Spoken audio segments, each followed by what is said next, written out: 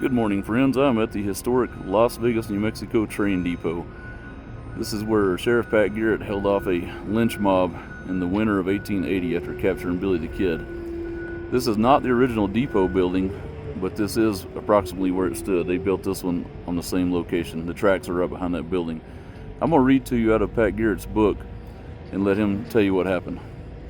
On the morning of December 27th, I had fresh irons placed on the Kid, Rudabaugh, and Wilson. Michael Cosgrove, Esquire, the mail contractor, being well acquainted in Santa Fe, I induced him to accompany me there with the prisoners. I therefore released two of my guards and started with Cosgrove, Stewart, and Mason. After breakfast, we went to the jail for our prisoners. They turned out the Kid and Wilson to us, who were handcuffed together. We demanded Rudabaugh. They refused to yield him up, saying he had escaped from that jail, and they wanted him for murder. I told them that our right to the prisoner ranked theirs, as I was a Deputy United States Marshal and had arrested Rudabaugh for an offense against laws of the United States, that I knew nothing of any other offense or arrest, that he was my prisoner.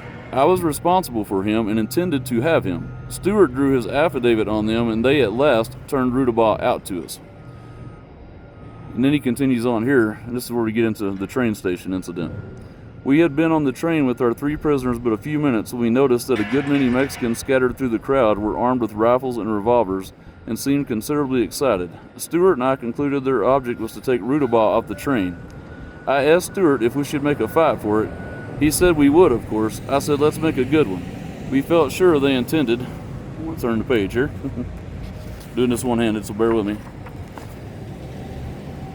We felt sure they intended to have him, or we might have given him up. Besides, he acknowledged that he was afraid of them, and we were pledged to protect him and take him to Santa Fe. Stewart guarded one door of the car, and I the other. These three armed ruffians crowded about the car, but none of them made a formal demand for Rudabaugh or stated their business. Deputy Sheriff Romero, brother to the sheriff who had so distinguished himself when I brought Webb to him at Hayes Ranch, headed a mob of 5, who approached the platform where I was standing, flourishing their revolvers. One of the mob said, let's go right in and take him out of there, and they pushed this deputy up on the platform, crowding after him. I merely requested them in my mildest tones to get down, and they slid to the ground like a covey of hardback turtles off the banks of the Pecos.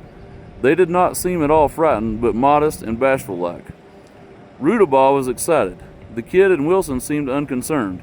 I told them not to be uneasy, that we were going to make a fight if they tried to enter the car, and if the fight came off, I would arm them and let them take a hand.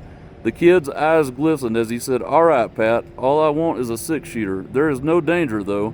Those fellows won't fight. The mob were weakening, and all they wanted was for someone to coax them to desist, so it would not look so much like a square back down. Some influential Mexicans reasoned a little with them, and they subsided. We were detained by them about 3/4 of an hour. I understood afterwards that they had presented their guns to the engineer and threatened him if he moved to the train. One of the railroad officials threatened them with the law for detaining the United States mail. At last, Deputy United States Marshal Mollet mounted the cab and pulled the train out. I telegraphed to Deputy United States Marshal Charles Conklin and found him at the Santa Fe depot waiting for us. I turned the prisoners over to him on the 27th day of December, 1880, and he placed them in the Santa Fe jail. And of course, the location of that Santa Fe jail is now on modern Water Street up there in Santa Fe. This is where all that happened, where the lynch mob tried to get Rudabaugh. And the tracks, like I said, are right behind this building.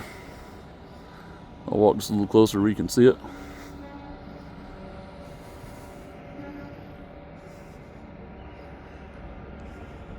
Quite a historic site.